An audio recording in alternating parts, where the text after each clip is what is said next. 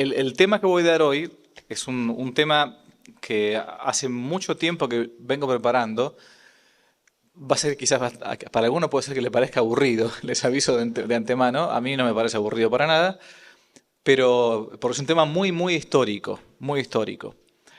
Pero como todos los temas que intento tocar yo en la historia, yo intento no hacer puramente historia, sino que intento hacer algo que se podría llamar apologética histórica, o sea, defensa de la fe a partir de nuestra propia historia. Como todos estos temas, digo, a algunos le pueden llegar a sonar antiguos o le pueden llegar a sonar muy, pero muy actuales, ¿no? Bueno, el tema que voy a tocar yo ahora parece muy antiguo, pero es tremendamente actual. Bien, invoqué recién a San Atanasio porque es justamente el personaje que tenemos enfrente y va a ser el gran protagonista de esta historia. Sin duda uno de los milagros morales que la Iglesia puede experimentar a lo largo de los siglos es la permanencia, lo que llamamos la indefectibilidad. La Iglesia va a permanecer indefectible hasta el fin de los tiempos. No solo por no ser destruida y por haber salido incluso hasta favorecida respecto de las falsas religiones, ¿no? Sino que incluso hasta que, al punto tal en que incluso en las crisis grandes que hay, en las grandes herejías podríamos decir, siempre va a surgir aún más beneficiada. Siempre, siempre, siempre. Casi que se podría decir que la Iglesia va de herejía en herejía o de persecución en persecución hasta la gran herejía que va a ser la del anticristo. La última de todas, la más complicada quizás, ¿no? Y por eso San Pablo en la primera carta a los Corintios, capítulo 11, versículo 17, dice esta frase que parece un poco misteriosa. Dice, oportet esse hereses. Significa, es necesario que haya herejes. Es necesario que haya herejes. Uno dice, pero ¿cómo que es necesario que haya herejes? Bueno, no es que sea indispensable, pero sí dice San Pablo, es bueno que cuando haya un error en la fe con pertinacia, a partir de ese error en la fe después surja mucho más pura nuestra fe católica.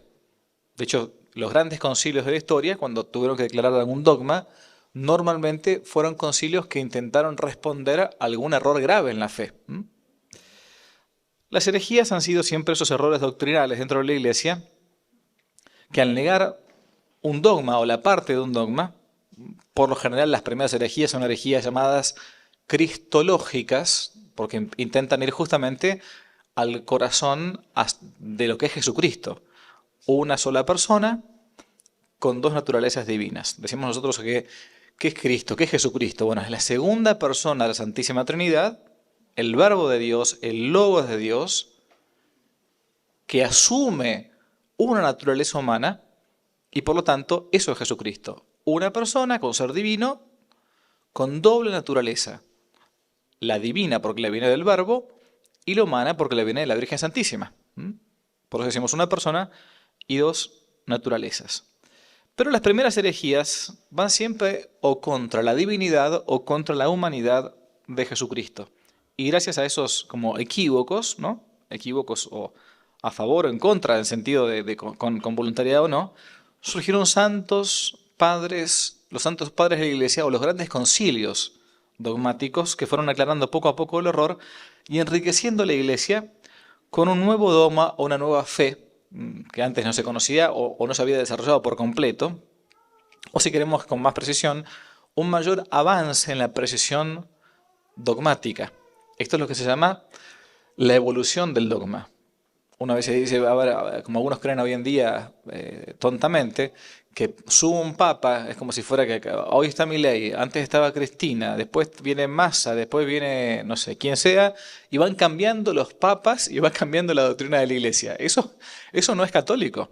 Tampoco es católico decir, como algún que otro trasnochado ha dicho, que el papa tiene una asistencia para ir cambiando la doctrina permanentemente. Eso se llama política partidaria, va cambiando la política de Estado, pero la Iglesia no cambia en cuanto a sus dogmas, ¿ok? Pero entonces, padre, ¿qué quiere decir usted con la evolución del dogma? Que va cambiando. Antes creíamos que mentir estaba mal y ahora decimos que mentir está bien, o antes decíamos que Jesucristo era Dios y hombre, ahora decimos nada más que es Dios o que nada más que es hombre. No, no, no. En la teología dogmática se entiende por la evolución del dogma un mismo misterio que se va conociendo un poco mejor, con mayor profundidad. Por ejemplo, los primeros siglos en el cristianismo, los católicos, por costumbre, comulgaban en la mano, porque seguían la costumbre judía. ¿Mm? Pasando el tiempo, poco a poco, se comenzaron a dar cuenta, esto lo ven muy bien en un documento famoso de Pablo VI llamado la Memoriale Domini. No me quiero ir del texto, porque no quiero irme demasiado, perdón, pero ahí Pablo VI plantea, a ver, con el tiempo la Iglesia ha comprendido mejor el misterio de la Eucaristía, la posibilidad de las profanaciones, a su vez la reverencia. Entonces, bueno, poco a poco desde Roma hacia afuera comenzó a plantearse que la comunión tenía que ser en la boca. Bien, eso es la evolución del dogma. Se va conociendo un poco mejor el misterio y se va perfeccionando incluso la enseñanza. Esta herejía que vamos a ver ahora nosotros es la herejía del arrianismo, que afectó muy pero muy seriamente a la Iglesia durante todo el siglo IV, año 300. Es decir, después de que Constantino hiciese las paces con la religión católica durante casi 3 siglos enteros de persecuciones. Ustedes saben que después de la famosa batalla del Puente Milvio, ya por el año 312-313 de la era cristiana, a partir de ahí el cristianismo comienza a ser una religión lícita. No es todavía la religión del imperio, es una religión permitida, porque el cristianismo, hasta la batalla del Puente Milvio, con Constantino a la cabeza, era una religión que estaba perseguida por los emperadores, con sus más y con sus menos, pero estaba perseguida. ¿Cuál era la acusación principal por la cual estaba perseguida? Aunque parezca raro, es porque el cristianismo supuestamente fomentaba una especie de fundamentalismo. ¿Por qué? Bueno, porque un cristiano no estaba dispuesto, como tampoco debería estarlo ahora, a decir que es lo mismo ser católico a ser budista, musulmán, vegano o lo que sea, ¿no? Lo que fuere. No es lo mismo, decían. Yo no puedo adorar a Jesucristo, verdadero Dios y verdadero hombre, y al mismo tiempo estar adorando al emperador. No es lo mismo. No, esa famosa frase non possumus, no podemos, ¿no? Hacer de cuenta que acá no pasa nada. Entonces eran perseguidos los cristianos, hoy les llamaríamos por fundamentalistas, no era la palabra de aquella época. En realidad cometían supuestamente el delito de lesa majestad, ¿no? Porque no querían adorar al emperador como si fuera divus, el divino, ¿no? Bien, el arrianismo va a afectar esta época, la época del catolicismo, ya permitido, ya no proscripto, pero sí va a comenzar a contaminarlo poco a poco. Hay que tener presente que, para empezar por las dudas, la palabra herejía, así como nos llegó hasta nosotros, viene del verbo jaireo, que significa tomar, quitar, apoderarse. Después con el tiempo ha quedado como ese jaireo o aireo es tomar una parte, esto va a ser lo propio de una herejía, tomar una parte del dogma y modificar otra. Por eso la herejía es tan mala, tan perniciosa, porque tiene algo de verdadero y algo de malo. Por ejemplo, yo puedo decir que la Virgen María, sí, claro, fue virgen, claro que fue virgen, sí, cuando tuvo, antes de tener a Jesucristo, era virgen, pero no fue virgen después. Entonces estoy negando una parte. Digo una parte que es verdadera, pero después digo otra que es falsa, ¿no? Por ejemplo, puedo decir, debemos ser misericordiosos con todo el mundo, pero me puedo olvidar de decir, sí, siempre y cuando esa persona quiera hacerse pasible a la misericordia por medio del arrepentimiento. Entonces es un error grave. Si yo lo mantengo con pertinacia, puede transformarse en una herejía católica. Bien, es decir, la herejía consiste en apoderarse de algo, del sistema cristiano, de la doctrina cristiana, llenándose después el hueco con una afirmación que es nueva, que es distinta. La negación de un sistema en su totalidad no es propiamente herejía, porque la esencia de la herejía es dejar en pie una gran parte de la estructura católica verdadera, pero modificar otra. Justamente es lo atrayente. Lo atrayente es lo bueno que tienen las herejías, no es lo malo justamente que a la gente lo atrae, sino lo bueno. ¡Ay, qué lindo! Hay que ser misericordioso. ¿Quién no va a querer ser misericordioso? Todo el mundo, ¿no? Entonces, atráelo como un dulce a un niño, atrae lo bueno, por ejemplo. Bien. En este caso, entonces, vamos a ver que la herejía del arrianismo va a elegir una parte del todo de la fe cristiana. Cristo es verdadero hombre. ¿Están de acuerdo con eso ustedes o no? Sí, es verdadero hombre, ¿sí? Bien, entonces está bien. Somos todos herejes. No, mentira, no. Somos todos arrianos. Porque los arrianos también decían, Cristo es verdadero hombre. Pero se faltaba una parte todavía. Cristo es verdadero hombre, pero va a quitar el resto. Cristo no es verdadero Dios. A ver, muchos católicos hoy en día, aunque no lo sepan, creen estas cosas. Creen que Jesucristo es un gran hombre, pero no están, si uno los aprieta un poquito, no están totalmente de acuerdo en decir que es verdadero Dios. Es un gran hombre, un hombre muy importante. Bueno, o sea, lo tienen casi como si fuesen musulmanes, ¿no? Un gran profeta, punto, se acabó, ¿no? Bien, van a suplir esta parte, o sea, con una afirmación que es menguada. Jesucristo es verdadero Dios y verdadero hombre. Si Jesucristo no fuera verdadero Dios, no podría nunca habernos salvado. Uno dice, bueno, pero padre, es muy fácil, sencillo. Yo eso lo sé del catecismo. Estudié en el catecismo de las 93 preguntas. Jesucristo es verdadero Dios y verdadero hombre. Bueno, sí, para nosotros es más o menos sencillo después de 21 siglos de catolicismo. Pero hay que intentar situarse cuando uno juzga estas cosas, cuando estaba todo recién comenzando. O sea, habían pasado nada más que 3 siglos de la muerte y resurrección de nuestro Señor Jesucristo, y habían pasado 3 siglos que no eran siglos pacíficos. Que uno dice, bueno, sí, voy y leo en internet, leo la Suma Teológica, no. Gutenberg es 1450, ¿eh? O sea, no es que uno tenía acceso así fácilmente a los libros. Muchos eran escuchar lo que habían oído en una misa o públicamente en el Evangelio, intentar retener de memoria los Evangelios, porque no es que todo el mundo tenía una Biblia en su casa, ni siquiera todos los curas tenían una Biblia en su casa. No existía eso de... Entonces era bastante más fácil, cuando todo estaba recién comenzando, uno dice, bueno, pero tenían los padres apostólicos, los padres de la iglesia que habían sido discípulos de apóstoles. Sí, perfecto, perfecto. Pero había habido al menos 3 siglos de persecución constante. Entonces, imaginémonos lo que es. Mañana vamos a ver un poquito el tema de, para los que perseveren en este tema, el tema de los cristeros. Ellos nada más que tuvieron 3 años perseguidos, 3 años. Bueno, imagínense 3 siglos ahora, ¿no? Es muy complejo mantener la fe en tiempos de persecución. Nosotros no hemos tenido nada parecido acá en Argentina. Por eso quizás somos tan flojos en la fe, porque nunca nos han perseguido todavía por nuestra fe. Bien, vamos a ver un poco entonces, hay que ubicarnos, si podemos, acá en el mapa.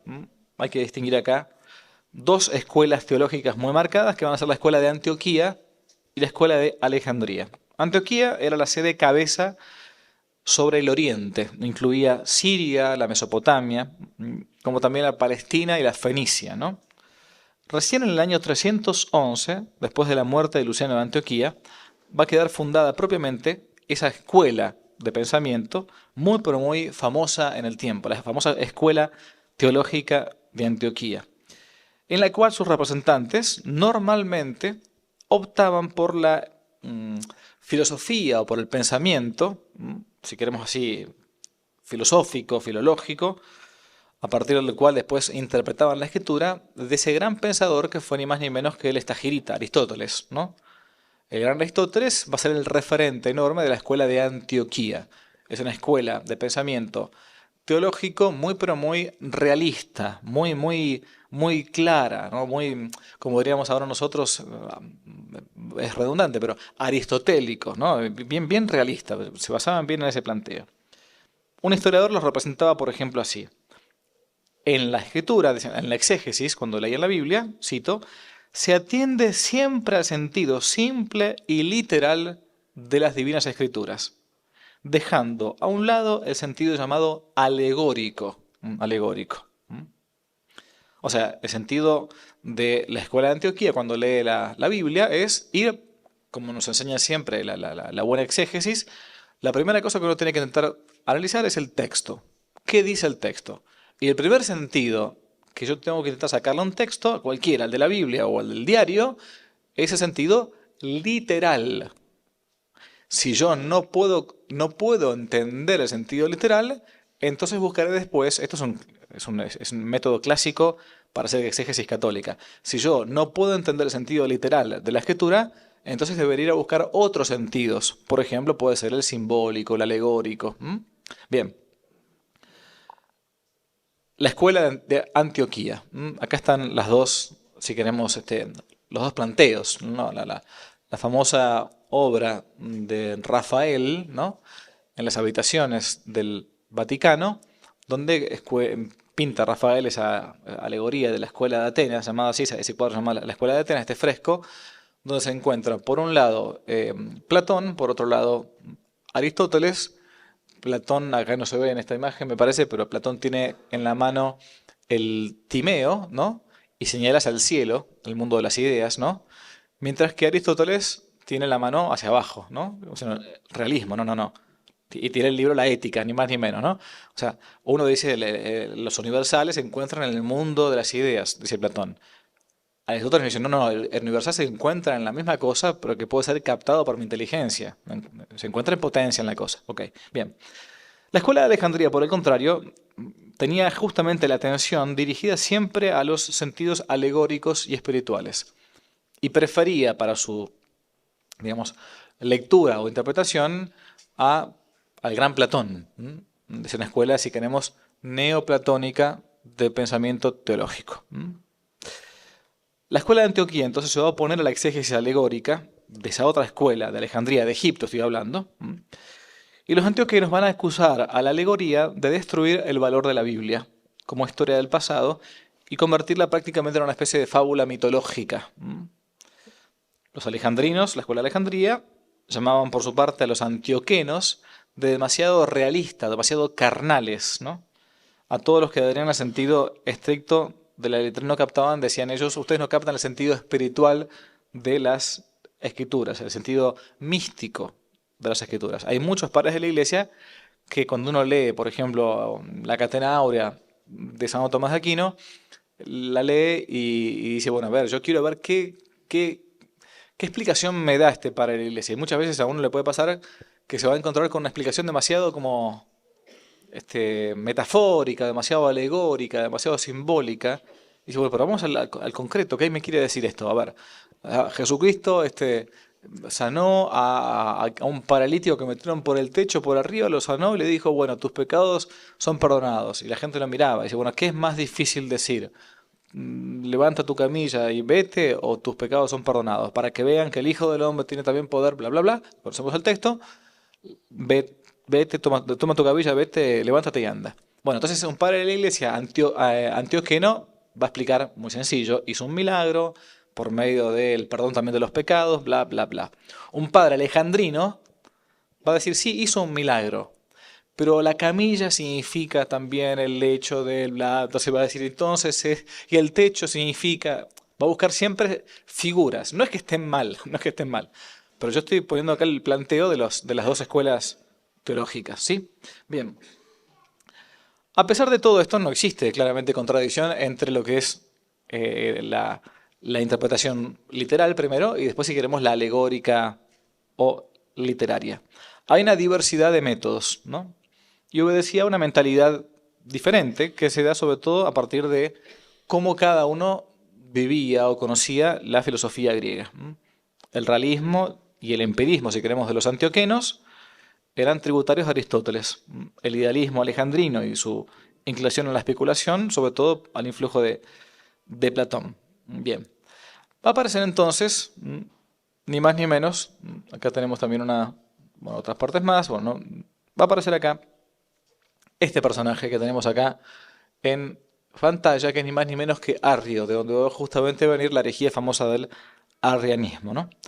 Durante todo el siglo III, o sea, año 200, quiero decir, la Iglesia había tenido que luchar contra una herejía llamada así monarquianismo. Acá está, esta es la imagen que recién pasé, ¿no? O también llamado por uno de sus mentores, por Sabelio, sabelianismo, ¿no? Sus seguidores sostenían que Dios era una unidad absoluta y que se iba, bueno, hasta ahí estamos de acuerdo, o sea, una unidad absoluta, Dios, pero que se va manifestando de modos distintos. Repito, el monarquianismo decía que Dios es uno, estamos todos de acuerdo, pero que en la historia del hombre se va manifestando de modos diversos. ¿Me van siguiendo? Esto que estoy diciendo, están todos muy dormidos todavía, ¿sí? Bien. Porque acá me han dicho una charla a las 4 de la tarde en Paraná, me parecía medio raro, pero bueno, acá se duerme la siesta, supuestamente, así que... Pero bueno, a ver, lo que a uno le parece raro, monarquianismo, que Dios es uno, pero se manifiesta de modos diversos. Miren, está lleno de católicos que creen eso. Lleno de católicos, ¿no? Muchos, es más, hasta le puedo llegar a decir curas que han tenido una buena formación en el seminario, que dicen, bueno, Dios es uno solo, pero que, bueno, tiene modos distintos de presentarse. No sé, en la Arabia del siglo VII se presenta a los árabes para que dejen de ser politeístas por medio de Muhammad, Mahoma, ¿no? Entonces, bueno, Alá, bueno, sí, y pero que Alá y Dios es lo mismo, Dios y Alá es lo mismo, ¿no? Y Yahvé del Antiguo Testamento y Dios, nuestro Señor del Nuevo Testamento, bueno, más o menos, es lo mismo, si somos todos monoteístas. Momentito, momentito. En primer lugar, para un islamista, para un musulmán, decir que Dios se puede hacer hombre es blasfemia, es herejía. Por lo tanto, ese Dios no es como el nuestro, no es el mismo que nosotros. Será por analogía que somos monoteístas porque creemos un solo Dios y ellos también, pero el Dios no es el mismo. Y para un judío que no quiere reconocer al Mesías que vino, tampoco Jesucristo puede ser Dios y hombre al mismo tiempo. Dios está allá, lejano, Yahvé está muy lejos, ¿no? ¿Cómo es que se va a hacer hombre? El Mesías de Yahvé, al día de hoy todavía para los judíos ortodoxos, no es alguien que se encarna. Por lo tanto, mi Dios no es el mismo que el de los judíos, ni el mismo que el del Islam. Y mucho menos en nuestro Dios se va manifestando de modos diversos a lo largo de la historia. Algunas herejías plantean que estos, por ejemplo, ¿no? Y otros más, bueno, los joaquinistas, en fin, más adelante en la Edad Media, que había un Dios vengador fuerte del Antiguo Testamento, había un Dios más pacífico en el Nuevo Testamento que es Jesucristo, y hay una nueva era, que la llaman así, la nueva era, la New Age famosa, ¿no? Que es la era del Espíritu Santo, en la que vivimos todos nosotros ahora, donde entran todos, salvo los que no piensan como ellos, ¿no? Bien, es como decía un amigo mío, yo no quiero que todos piensen igual, yo quiero que todos piensen como yo, ¿no? Bueno, más o menos. Bien, en estos tiempos la escuela de Antioquía, al buscar el sentido literal o histórico de las Escrituras, buscaba entonces más bien la humanidad de Jesucristo. Por el contrario, la de Alejandría más bien hacía hincapié en la divinidad, ¿no? Pero no se limitaba nada más que a enfatizar aspectos de Jesucristo, el verbo hecho carne, el logos hecho carne, ¿no? Sino que varios discípulos de ambas escuelas exageraban las tendencias y caían entonces en graves errores, errores que eran heréticos. Entre estos estaba la famosa escuela de Antioquía que tenía a uno de sus expositores que era ni más ni menos que al personaje que tenemos enfrente, Arrio. Leo para los que están más lejos, el Hijo de Dios, decía Arrio, había sido creado de no ser, que había habido un tiempo en que no existía, que en su voluntad tenía cabida tanto el mal como la virtud, y que era una criatura, algo hecho. O sea, si el Hijo de Dios, Jesucristo mejor dicho, Dios hecho hombre, hubo un tiempo en que no fue, y que podía ser capaz del bien y del mal al mismo tiempo, era una criatura, algo hecho, bueno, Jesucristo entonces, eso tiene muchas consecuencias.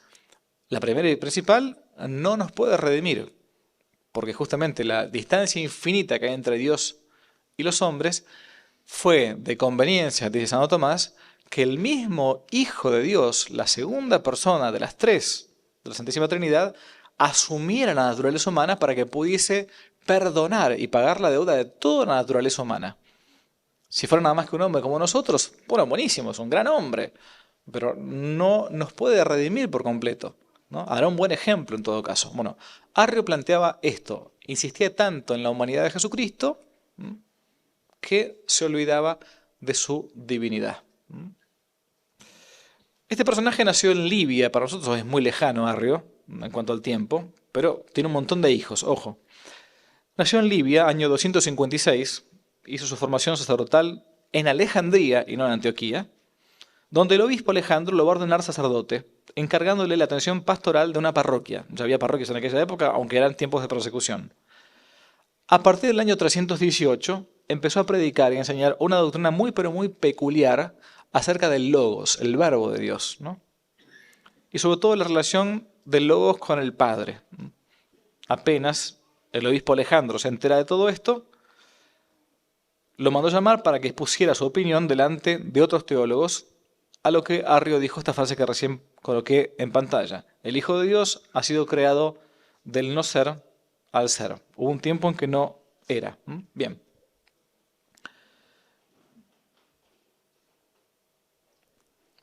Arrio separaba sustancialmente dos personas. La persona, la segunda de la Santísima Trinidad y el Hijo. ¿Y por qué digo que separaba dos personas? Porque si Jesucristo no es la segunda persona de la Santísima Trinidad, por lo tanto es una persona humana. Y se acabó. Entonces tenemos dos cosas distintas. Y si es una persona humana, por lo tanto no es Dios. Es un hombre como cualquiera de nosotros. Trataba de explicar el misterio de la generación del Verbo recurriendo a la doctrina de la subordinación, con lo que el elemento divino de Cristo quedaba por completo disminuido. Cristo era rebajado a un nivel de una criatura, una gran criatura, pero una criatura al fin. El principal texto de la Sagrada Escritura donde Arrio fundamentaba esta posición fue el texto del libro de los Proverbios, capítulo 8, versículo 22, donde dice así, cito, «El Señor me creó como primicia de su camino antes que sus obras más antiguas». Este va a ser el versículo, mejor dicho, arriano por excelencia. En consecuencia, Cristo no es Dios, sino una criatura divina y por lo tanto inferior al Padre, aunque de ningún modo comparable con el resto de los seres creados, decía Arrio. Claro, tenía que zafar de alguna manera de decir que era un poco mejor que nosotros, ¿no? Es la mayor criatura, dice él, ¿no? Pero Cristo, al final de cuentas, no es Dios, sino que es un hombre eximio. Su dignidad es la más alta después de Dios. Como primogénito de las criaturas, como va a decir San Pablo, está por encima de todo lo creado. Y en el curso de su vida llegó a un grado de virtud tal que mereció el título de Dios, divus, divino. Algo parecido, aunque parezca medio raro, a lo que plantean algunas corrientes de pensamiento budista. A mí me ha tocado estar un tiempo en el Tíbet y lo que los lamas o los monjes tibetanos te dicen es que uno después de mucho tiempo de meditación, de oración, de introspección, etc., uno se convierte en Dios. Esta es por eso están todas estas ideologías orientalistas son tan nefastas, porque van entrando con la parte deportiva y de la respiración y qué sé yo, pues terminan convirtiéndose en Dios, digamos, ¿no? Más o menos, ¿no? Bien, se podría entonces decir que hay una cierta analogía en el pensamiento del budismo, o si no, si queremos más cercano a nosotros, de un autor jesuita, un sacerdote jesuita, fue perito en el Concilio Vaticano II, muy pero muy leído, muy conocido en muchas universidades pseudocatólicas, que es Karl Rahner. Karl Rahner. Karl Rahner es un jesuita, no tienen por qué tener el disgusto de conocerlos todos, no pasa nada, pero él planteaba que todos éramos cristianos aunque no lo supiésemos. Y todos como que nos convertimos en otro Jesucristo con el tiempo, ¿no? Bueno, cito textual, Jesucristo, dice Rahner, es un hombre que tomó conciencia de su divinidad. O sea, nosotros tenemos que tomar conciencia de la nuestra para convertirnos en Dios, nada más. Bien, la consecuencia más inmediata que surge de esta doctrina es que si el Verbo no es Dios, Cristo tampoco lo es y por lo tanto, como dije antes, no hay redención que valga. Bien. A todo esto, el obispo San Alejandro de Alejandría, justamente decía, va a intentar atraer primero a Arrio por las buenas, ¿no? Al ver que Arrio se obstinaba, lo va a poner a su cargo de párroco. En aquel momento los párrocos herejes lo sacaban de la parroquia, ¿no? Junto con todos sus partidarios. Va a excomulgarlo o va a quitarlo a Arrio y a los fieles que seguían a Arrio esta mala doctrina, ¿no? Arrio va a continuar ejerciendo el ministerio mientras buscaba apoyo en otros obispos de Siria y de Asia Menor. Y fue entonces cuando Alejandro va a convocar a un sínodo. Ahora están muy de moda los sínodos últimamente, pero antiguamente se daban sínodos para poder responder a errores, ¿no? Bien, un sínodo de obispos egipcios y va a condenar una nueva herejía llamada la herejía del arrianismo por Arrio, que ataca a Jesucristo. Arrio finalmente va a terminar exiliándose en Nicomedia, donde se encontraba su amigo, el obispo Eusebio. En todos estos casos, estos herejes pasa siempre lo mismo, se van buscando obispos nuevos para que los cobijen. Perdón, ¿se va entendiendo lo que estoy diciendo? ¿Sí? Ok, perfecto, bien. Bien. Esta cara es muy importante. Estamos frente al emperador Constantino, el gran Constantino, hijo de la emperatriz Santa Elena, que ella era católica, y va a ser el emperador que va a permitir a la religión católica como una religión lícita dentro de lo que se conoce el Imperio Romano de aquella época, ¿no? Constantino se va a enterar de estas controversias que había, porque era un tema que empezaba a hacer un poco de ruido en la iglesia. Y Constantino era un político. Acuérdense que Constantino es un gran hombre. Si ustedes algún día van a la Basílica de Luján, o si ya la conocieron, si van de vuelta, porque no creo que hayan percatado de esto, la próxima vez que vayan, intenten hacer memoria de esto. Entran en la Basílica de Luján, la primera capilla lateral de la derecha, toda la Basílica de Luján, ustedes saben que fue hecha por el padre Salvert, un famoso cura francés, ¿no?, de los vicentinos, porque zafó de que los indios lo mataran, ¿no?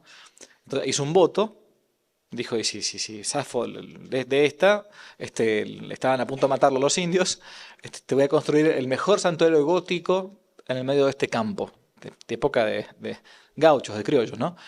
Y estaban a punto de matarlo, y entonces viene un indio, le coloca el poncho en signo de protección y zafa al padre Salvert. Era francés el cura.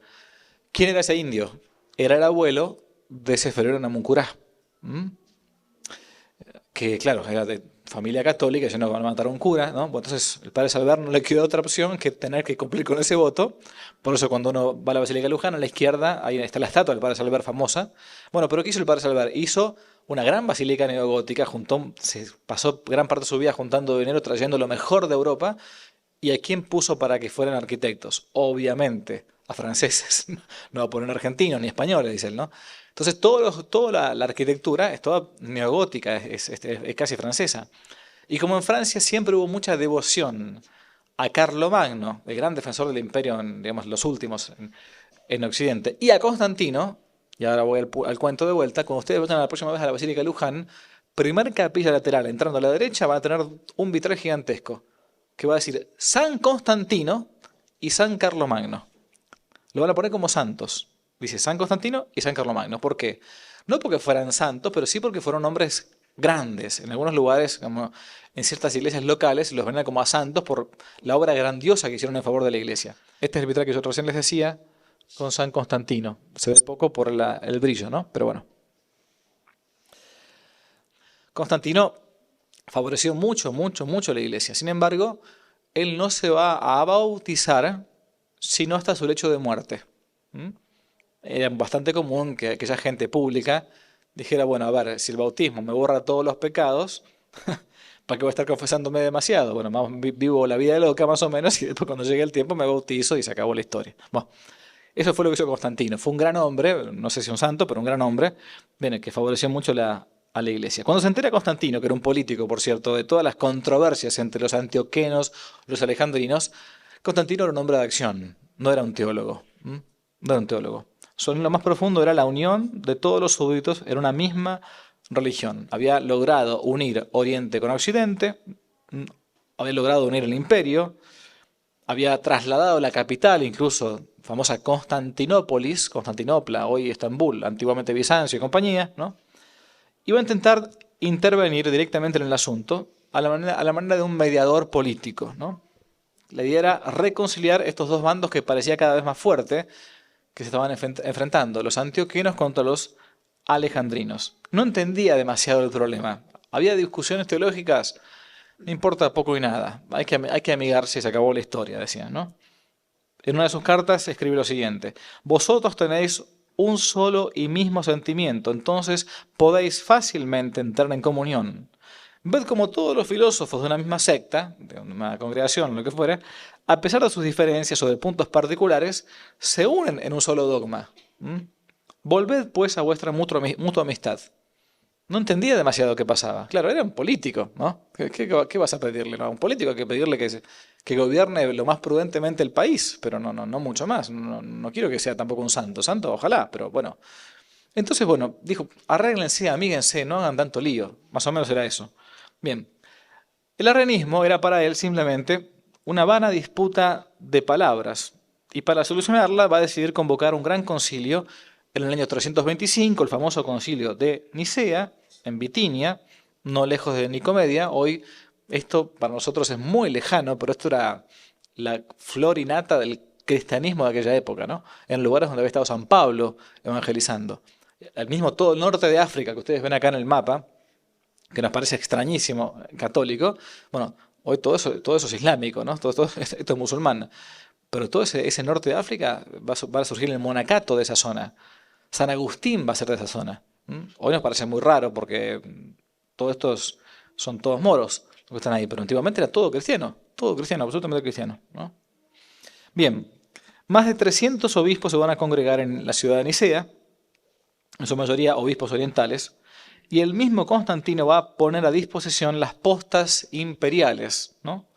Para que pudiesen parar poco a poco mientras van viajando hasta que lleguen a la Nicea, y él mismo va a costear, va a pagar los gastos del viaje, las estadías de todos los obispos. Los partidarios de Arrio eran apenas unos 22 obispos, estaban por lo menos en disminución de condiciones, y tenían por jefe a Eusebio de Nicomedia, de donde les va a quedar también el nombre a los arrianos de eusebianos, por este Eusebio, ¿no? Bien, entre los obispos se encontraban participantes muy importantes, muchos habían sido confesores de la fe, habían sido torturados en tiempos de persecución del imperio, tanto que algunos podían hasta exhibir las cicatrices recibidas o algunos miembros mutilados, algunos sin ojo, otros sin pierna, otros sin brazo. Otros eran muy célebres por la sabiduría, por la erudición, por su santidad.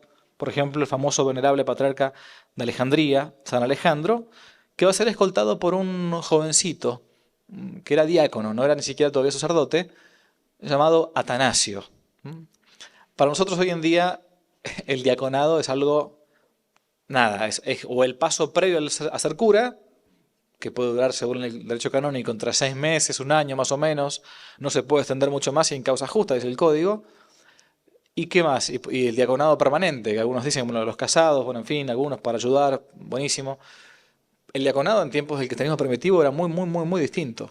El diácono el diácono principal, incluso de un obispo, era un personaje súper importante. Era una persona que se dedicaba no solamente a administrar los bienes de la iglesia, ¿no?, sino que era como lugarteniente del obispo, ¿no? Era el gran administrador y a su vez era un hombre que tenía muchísima autoridad, ¿no? El diaconado antes era mucho más importante que en nuestros tiempos. Bien, llega entonces con este joven llamado Atanasio. Desde las primeras sesiones en Nicea se van a comenzar a mostrar las distintas tendencias relativas a este punto crucial. ¿Jesucristo es Dios o Jesucristo es un puro hombre? La doctrina del verbo encarnado. Esto es lo que sale del concilio de Nicea, ¿no? La mayoría va a afirmar y va a defender la divinidad de Jesucristo, su distinción respecto del Padre, su eternidad, coeternidad con el Padre. Los arrianos van a expresar la noción de que no era Dios, sino que era una criatura. Eusebio va a promover un credo donde se decía que el Hijo era Dios de Dios, luz de luz, primogénito de entre todas las criaturas. Fíjese que algunas expresiones las tenemos hoy en el credo que llamamos el credo largo, ¿no? Dios de Dios, luz de luz, Dios verdadero, decimos Dios verdadero de Dios verdadero, pero eso no estaba antes todavía. El credo se va poco a poco. Por eso, ¿cómo se llama el credo que recemos nosotros los domingos o los días, las solemnidades? ¿Credo cuánto? Apostólico, bueno, puede ser más corto. ¿El otro? Niceno, ahí está. Niceno por Nicea. Niceno por el concilio de Nicea.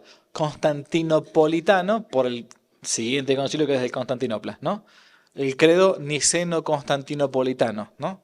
Es un poco largo, pero ese es el credo donde se van poniendo los artículos de Es como decía Chesterton, que los católicos somos personas que estamos de acuerdo en 12 puntos y en el resto nos matamos a patadas, ¿no? Son los puntos del credo, justamente, ¿no? Se va evolucionando el dogma, se va entendiendo mejor el dogma, eso significa la evolución de lo que dijimos antes, y se va plasmando en qué creemos los católicos. Bueno, este es más carismático, este es más tradicional, este es más conservador, este es más progre. Bueno, pero a ver, ¿vos crees en el credo, sí o no? Sí, yo creo en todas estas cosas. Bueno, entonces por lo menos tenemos, parece una misma fe. Hay que ver después qué entendés por cada cosa, ¿no? Pero en estas cosas creemos, creo. Y afirmamos cada domingo, creo. Y el bautismo, decís, ¿crees? Sí, creo. Ok, bien.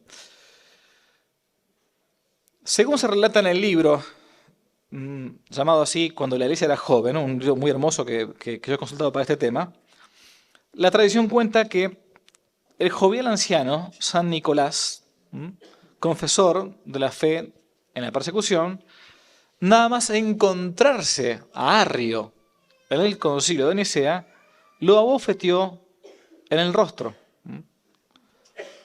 Se señala que esta anécdota bien puede encontrarse dentro de las leyendas, pero al menos ni más ni menos que el cardenal Newman, San John Henry Newman, hoy en día, plantea que hay un libro muy, muy bueno, un poco erudito, pero muy bueno, se llama Los Arrianos del siglo IV, del cardenal Newman, donde cuenta que esta anécdota probablemente haya sido bastante verídica, la famosa bofetada de San Nicolás a Arrio. Bien. La mayoría de los obispos quiso cerrar el paso a cualquier anfibología o término ambiguo y dejar un término muy claro, muy preciso, que no diese pie a matices o interpretaciones vagas o imprecisas. La doctrina católica fue propuesta por el obispo Ocio, que va a expresar, para definir la naturaleza del verbo, el famoso término homoousion, homousía en griego, consubstancial.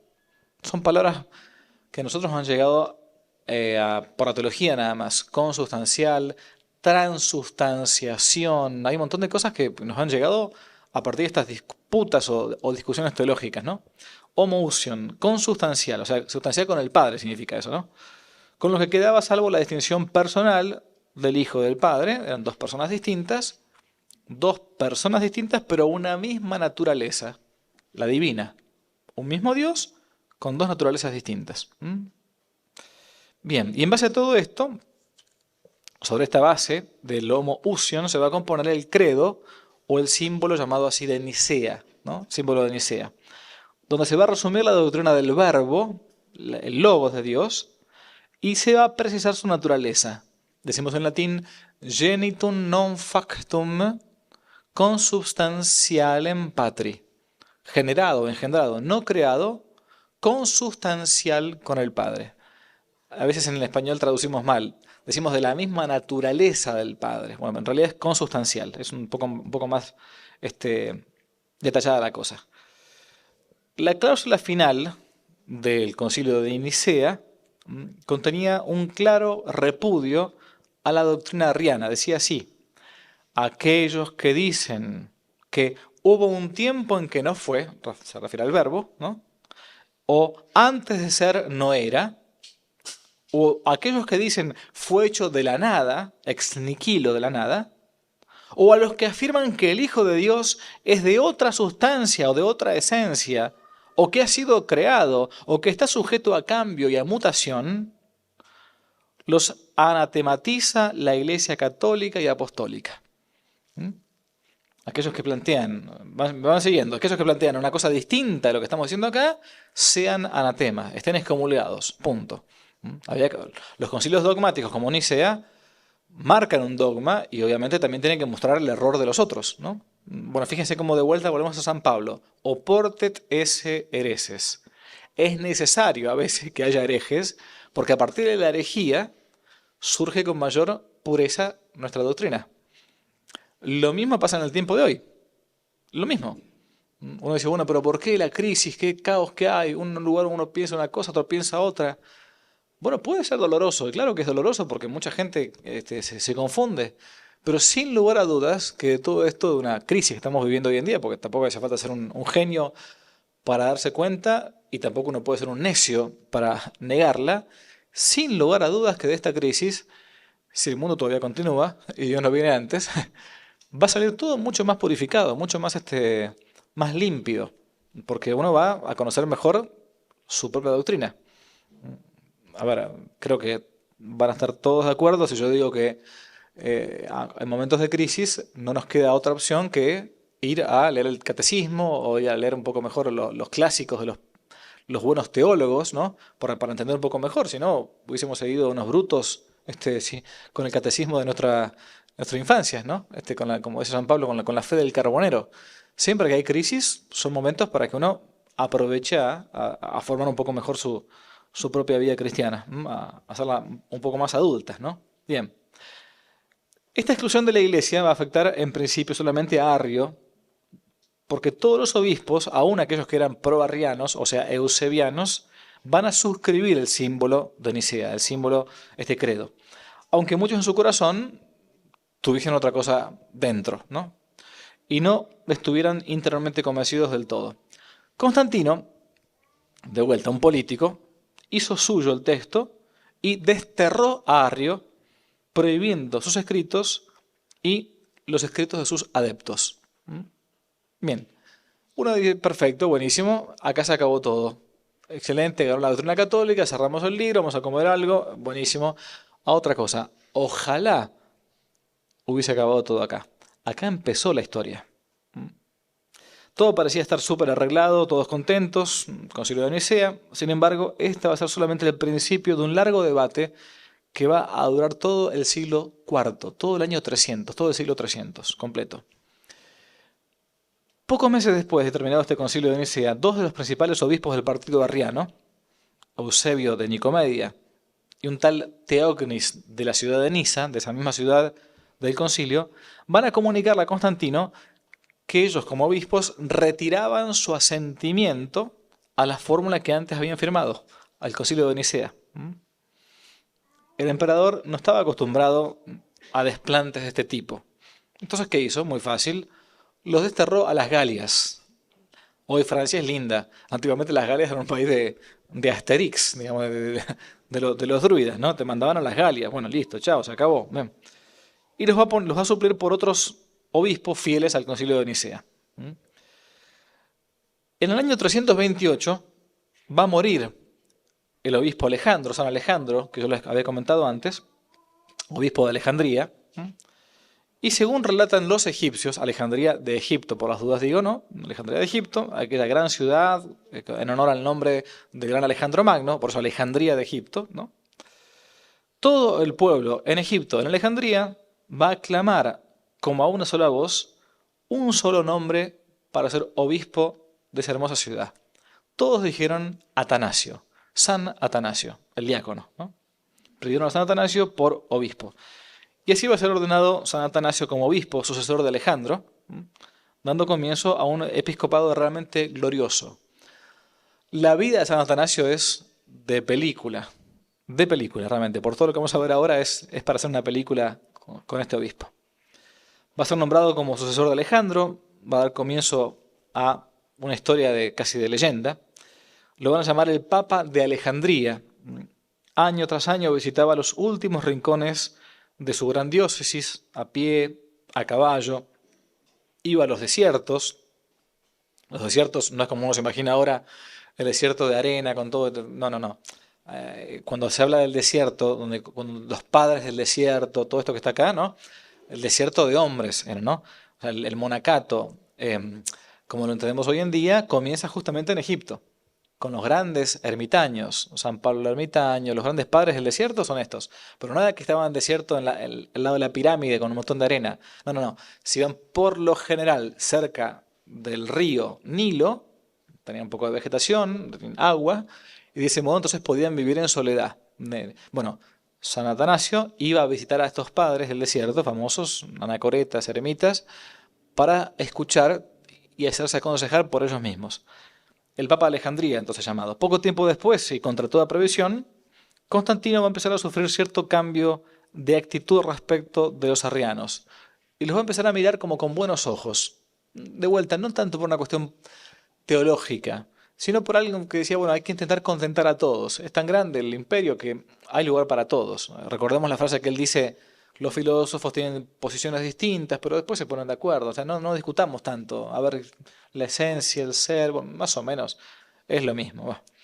Y entonces va a autorizar a volver del exilio a quienes él mismo antes había desterrado, ¿no? ¿Qué había pasado? Una de las razones ocultas de este cambio pudo haber sido, según los historiadores, la hermana del emperador. Siempre hay una mujer que es la culpable. Siempre. No, siempre. Casi siempre, casi siempre. No, mentira. Una de estas razones es que Constancia, que vivía en Nicomedia, hermana de Constantino, hija de la gran Santa Helena, ¿no? Tenía una gran influencia en la corte. Y no solamente tenía amigos, obispos arrianos, sino que era dirigida espiritual de un obispo arriano. Y entonces le habrá llenado la cabeza a su hermano pobre y no habrá dicho, bueno, basta, está bien, que vuelvan, se acabó, basta, bien. Aprovechando la situación, los obispos arrianos se van a victimizar a Arrio, de tal manera que Constantino se va a ver obligado a darle audiencia, donde el hereje va a hacer una profesión de fe sobre un símbolo redactado en términos muy vagos, generales, y va a lograr con esto su reintegro a la diócesis de origen, Alejandría. El problema es que en Alejandría estaba San Atanasio. Se va a encontrar con una... ¿Saben cómo le llaman a San Atanasio, no? El martillo de los herejes. Ese va a ser el nombre que le va a quedar de fondo. No era un nombre, era muy bueno, pero no era para nada blando, ¿no? Bien. Al recibir la noticia, obviamente, San Atanasio, obispo de Alejandría, se va a negar intransigentemente a recibir a un cura, era cura Arrio, acuérdense, todos los herejes por lo general fueron curas antes, ¿no? Que va a ser así es. Lutero, por ejemplo, también, aunque no le gusta la protestante, era cura, ¿no? Bien. Y lo va a acusar de hereje, a lo que Arrio va a responderle, miren, yo tengo la venia del emperador. Y entonces él mismo, Arrio, va a acusarlo a San Atanasio, el obispo de Alejandría, como un desaforado, un desalmado, un hombre sin piedad, un hombre, diríamos hoy, sin misericordia, podemos decir también. Y también en este caso transcurrieron, o recurrieron, mejor dicho, los arrianos, al método del desprestigio, presentando a San Atanasio como una especie de ser intransigente. Bien. A ver acá. Nos encontramos estoy viendo para cuándo hago la pausa, nada más, ¿eh? Vamos al año 335. Tantas fueron las inculpaciones contra Atanasio que al fin van a lograr impresionar a Constantino. Año 335, ciudad de Tiro, se va a convocar un nuevo sínodo, ya distinto de aquel otro habíamos hablado de los egipcios, que va a estar dominado por el bando de los obispos arrianos. Este sínodo va a declarar ortodoxo, o sea, de buena doctrina, significa Arrio, y le van a levantar la excomunión que pendía sobre él desde el concilio de Nicea. Y con respecto a San Atanasio, van a buscar arrancarle al emperador un decreto de destierro, inventándole una calumnia. En ese tiempo el imperio estaba atravesando una grave crisis de abastecimiento, y los arrianos van a decir que, van a hacerle creer, mejor dicho, a Constantino, que Atanasio había sobornado a un grupo de marineros egipcios para impedir que el trigo fuera transportado a Constantinopla. El emperador indignado va a pronunciar contra Atanasio una sentencia de un primer destierro. Va a ser 5 veces desterrado San Atanasio, 5 veces, ¿no? Y lo va a mandar a Trébris, es decir, a lo que diremos la provincia de Germania, o diremos Alemania, ¿no? Y va a disponer el retorno triunfal, glorioso, de Arrio a Alejandría. Y acaba de ser entonces el gran auge y el apogeo del arrianismo.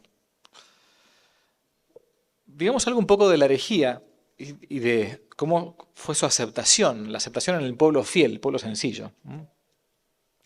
Arrio era un hombre que tenía una gran capacidad retórica, un gran orador. Hoy diríamos que sabía manejar muy bien el marketing, podemos decir. Hacía que la religión cristiana se mostrase más humana, claro, porque decía que Jesucristo era hombre, no era Dios. Y por lo tanto no hacía que el cristianismo fuera algo muy lejano, muy difícil de alcanzar, ¿no? Bueno, Jesucristo es hombre, por lo tanto es mucho más fácil, más cercano hacernos como Él. Es hombre, pero no es Dios. Tenía como buena prensa, estaba como si dijéramos más a la moda, ¿no? Más a la moda. Tanto había entrado la discusión en el pueblo sencillo, había incluso él mismo compuesto versos, cantos, canciones sencillas, como la misma historia pasó en su tiempo con Lutero y con los protestantes. O sea, hizo que la gente fiel del pueblo sencillo intentase gustar fácilmente de esta doctrina nueva, moderna, llamativa, ¿no? Que hablando del tema, San Gregorio de Niza dice este texto, dice esta frase que ahora les leo por los que están más lejos. A los cambistas del mercado, cito, si se les preguntaba por el valor de la moneda, respondían con una disertación sobre el engendrado y el no engendrado. Entras a la casa de un panadero y dicen, el padre es mayor que el hijo. En las termas, como si fueran los clubes hoy en día, el club, preguntas si el baño está preparado y te responden que el hijo ha nacido de la nada. Más o menos como ahora nos pasa en la calle, ¿no? Más o menos, ¿no? Como que, mira, muchos intelectuales se identificaron con el arrianismo como un recuerdo del antiguo prestigio de los filósofos paganos. Fue como una especie de corriente de moda. Y especialmente esa corriente de moda va a entrar muy fuerte en el ejército. Uno dice, bueno, ¿qué tiene que ver? Bueno, es muy sencillo. Hoy la gente nos transportamos enseguida. Yo llegué, estuve 5 horas, llegué acá, estuve en la mañana a celebrar misa en Buenos Aires, tuve un acto el 25 de mayo y ahora estoy en Paraná. Hice 5 horas de viaje y llegué. Antes no, la gente no se trasladaba tan fácilmente. ¿Quién era el que se trasladaba muy fácilmente? El militar. Porque hacía falta entonces custodiar el imperio. Entonces, los militares, y esto es una cosa interesante para que uno lo vea en perspectiva histórica, muchas veces eran los encargados de llevar la fe. A veces una fe rudimentaria, sencilla, pero eran los encargados, ¿por qué? Porque iban transportando la fe a otros lugares. Cuando eran fieles, buenísimo, excelente. Pero como entró muy fuertemente el arrianismo en el ejército imperial, van a ser poco a poco los militares del Imperio Romano los que van a, sin saberlo, sin quererlo obviamente, van a ir trasladando esa herejía arriana a otros lugares. Por eso hubo naciones que fueron más difícilmente convertibles con el tiempo porque habían que hacerle creer primero que lo que estaban era un error y después había que hacerla hacer católica. Es mucho más fácil convertir a un ateo que convertir a un apóstata o a alguien que se cree católico, ¿no? O alguien que se cree católico es más difícil que uno lo convenza de que estás en un error. Yo soy católico, ya está. No hace falta que me vengas a predicar a Jesucristo. Es mucho más difícil eso que convertir a un ateo. Eso pasa normalmente. Bien. Poco a poco, y cada vez entonces, fueron más las sedes episcopales ocupadas por obispos arrianos. Constantinopla, Heraclea, Éfeso, Anchira, las 12 Cesareas, Antioquía, Laodicea, Alejandría. De esta época es que el gran San Jerónimo, el traductor de la Biblia, dice esta frase tremenda. De pronto el mundo se despertó arriano. Durísima, una frase durísima, ¿no? Gran parte de la Iglesia Católica estaba adhiriendo a la herejía del arrianismo, con todo lo que eso implicaba. ¿Dónde quedó entonces la indefectibilidad de la Iglesia? No es que va a permanecer fiel hasta el fin de los tiempos. ¿Qué está pasando? ¿No? ¿Qué está pasando? Sin embargo, más allá de la divulgación de la herejía, el pueblo fiel, el pueblo sencillo, seguía con la fe de Nicea. En su gran mayoría, el pueblo fiel y no los obispos van a mantener la fe en un solo Dios, dos personas, pero una sola naturaleza. Una frase durísima del cardenal Newman en este libro que recién cité, Los Arrenos del siglo IV, dice así: el pueblo católico, a lo largo y a lo ancho de la cristiandad, fue un obstinado campeón de la verdad católica. Los obispos no lo fueron. Fin de la cita.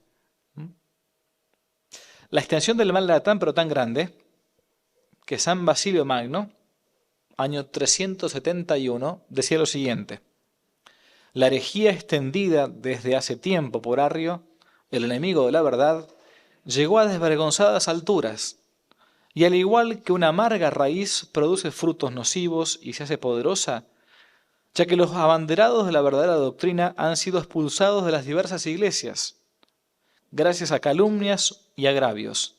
dejando los poderes de su administración en manos de aquellos que sabían ganarse los corazones de los ingenuos. Cualquier parecido con la actualidad es mera coincidencia, ¿eh? De vuelta a San Basilio Magno, tiene frases durísimas, yo traje algunas nada más, ¿eh? Año 373. Decía que el método del demonio, dice, es el mismo que va a usar el demonio, creo yo, en todas las épocas, en todos los periodos de la historia. Miren, cito. Esto es San Basilio Magno, por las dudas, ¿eh? Año 373, digo para que... Cito. Cuando el demonio vio que a pesar de la persecución que partió de los paganos, los romanos, ¿no?, la iglesia iba creciendo y floreciendo aún más, modificó su plan y ya no luchó abiertamente, sino que preparó la persecución secreta, escondiendo su traición bajo el nombre que lleváis, es decir, el nombre de cristianos. De manera que sufrimos lo mismo que en sus días sufrieron nuestros padres, la persecución, digamos, ellos de los romanos, ¿no? Pero eso no parece ser por Cristo, puesto que también nuestros perseguidores llevan el nombre de cristianos. Sigue diciendo, la fiel observancia de las tradiciones de los padres es castigada terriblemente como un crimen. O sea, el seguir la tradición de mis papás, ¿no? Los que temen a Dios son echados de su patria y exiliados en lugares desiertos. Los inicuos jueces no respetan ni las canas, ni la observancia de la religión, ni el andar conforme al Evangelio a quienes nos hemos mantenido fieles desde la juventud. Toda la iglesia se halla en disolución. Fin de la cita. Año 373. Fíjese que siempre hemos estado en crisis. Siempre. A veces peor, a veces mejor. Otra carta, también suya, escrita un año antes, 372, dirigida a los obispos de Italia y de Galia, Francia, para que acudan en su ayuda, porque se estaba convirtiendo toda la iglesia en una especie de arrianismo, ¿no? Cito, antes de que la iglesia naufrague del todo, venid, pues no solo es una iglesia, ni dos, ni tres, las que se ven amenazadas con este grave temporal. Casi todos los confines de Iliria hasta Tebas se extiende el mal de esta herejía. La fatal semilla ha sido distribuida primero por el tristemente célebre Arrio. Y decía, los actuales tiempos tienen una fuerte tendencia a la subversión en la iglesia. ¿Es que el Señor ha abandonado totalmente a su iglesia?, se preguntaba. Ha llegado la última hora y se inicia aquí la segregación para que se manifieste el hombre del pecado, aquel del que hablaba San Pablo, ¿no? El hombre de la iniquidad, el anticristo. El hijo de perdición, el antagonista que se levanta sobre todo lo que se dice Dios y templo. Esto era San Basilio, el gran padre de la iglesia, ¿no? En el año 337 hubo un cambio trascendental, porque al asistir Constantino a la celebración de la Pascua en Constantinopla, sus fuerzas van a decaer y viéndose morir va a mandar a llamar al obispo más próximo que se encontraba cerca, como les conté antes, para recibir el bautismo, ¿no? El obispo más cercano era ni más ni menos que Eusebio de Nicomedia, por medio del cual, después dije antes, se empezó a llamar a los arrianos eusebianos, ¿no? Es decir, que Constantino va a recibir el bautismo, pero de manos de un obispo arriano. Sea como fuere, el bautismo le valía, porque basta con que, sabemos que aún para muchos protestantes, basta con que el bautismo sea hecho en nombre de la Santísima Trinidad, es decir, en el nombre del, yo te bautizo en el nombre del Padre, del Hijo y del Espíritu Santo, para que ese bautismo sea válido, ¿sí? Si tiene otra fórmula distinta, no valdría, ¿no?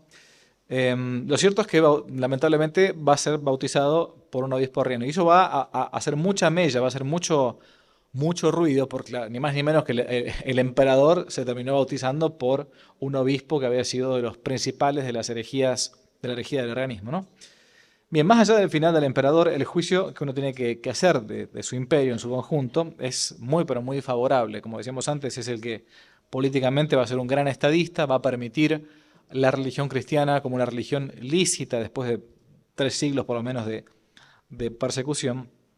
Y prescindiendo de lo que fue su actuación religiosa, al menos es un hombre en cuanto a este tema de los errores que se ha tenido políticos con la expulsión de San Atanasio, de la excomunión, en fin. Bueno, es un hombre realmente providencial para la Iglesia Católica. Por eso decíamos antes que en algunos lugares lo tienen como santo, ¿no? A menos a nivel popular. Bien, entonces a la muerte de Constantino, el imperio va a quedar dividido, como era habitualmente, entre sus hijos, en concreto en tres, ¿no? Al mayor Constantino le va a tocar la zona occidental y la prefectura de las Galias. Constancio va a recibir la parte de Oriente. Y Constante, el otro hijo, va a quedarse con la parte del centro, o sea, con África, Italia, lo que es Panonia. Ahí tenemos un pequeño mapa más o menos para ubicarnos. Los tres van a asumir en el año 337 con el título de Augusto. Todo esto venía por el famoso César Octavio Augusto, el sobrino nieto de Julio César, aquel famoso gran emperador que tuvo, el gran emperador Octavio Augusto, en que nació nuestro Señor Jesucristo, en cuyo tiempo nació nuestro Señor, aquel al cual la Sibila de Cumas, según dice Virgilio, le profetizó el nacimiento de un hombre nacido de una virgen. Bueno, todo esto se encuentra en la famosa Cuarta Égloga de Virgilio, un poema lindísimo, precioso, profético, donde uno ve acá un poco los semina verbi, las semillas del verbo, cómo se fueron esparciendo en el mundo también greco-latino, ¿no? Constante entonces va a tomar la parte de África, Italia y Panonia. Pronto van a empezar las disputas de poder entre ellos, obviamente. Constantino II va a morir en combate. Constante va a reemplazarlo como jefe de la parte de Occidente. Y Constantino II va a permitir en su momento el regreso de San Atanasio a Alejandría. Había disputas entre los hermanos, entonces, bueno, como reitero, eran políticos, no eran teólogos. Un modo de intentar contradecir a sus hermanos era quizás haciendo volver a la sede de Alejandría de Egipto aquel al cual había sido expulsado. En un primer momento en Occidente, Constantino II va a comunicar a los cristianos de Alejandría que quedaba levantado el destierro de su obispo Atanasio. Además, por una disposición conjunta de los tres gobernantes, a los obispos fieles a Nicea, que habían sido exiliados, también se les va a permitir retornar a sus diócesis respectivas, una especie de pacificación. Atanasio volvió entonces a Alejandría, después de 2 años fuera, en el año 337, y se va a ocupar de agrupar en torno a sí a las figuras más relevantes de Egipto. Como decíamos antes, por un lado los monjes y por otro lado los obispos fieles al credo de Nicea. Sin embargo, los arrianos van a advertir enseguida que en Oriente, Constancio, el hermano de Constantino II, se inclinaba mucho hacia ellos, hacia los arrianos, por una personalidad más bien débil, mediocre, muy fácilmente influenciable. Y aprovechando esta situación, se van a proponer los arrianos 2 objetivos bien claros.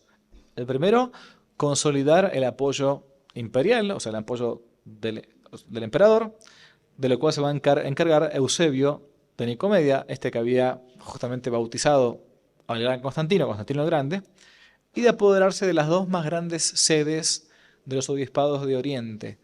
Por un lado, Alejandría de Egipto, importantísima, y por otro lado, Constantinópolis, ¿no? Hoy le decimos Estambul.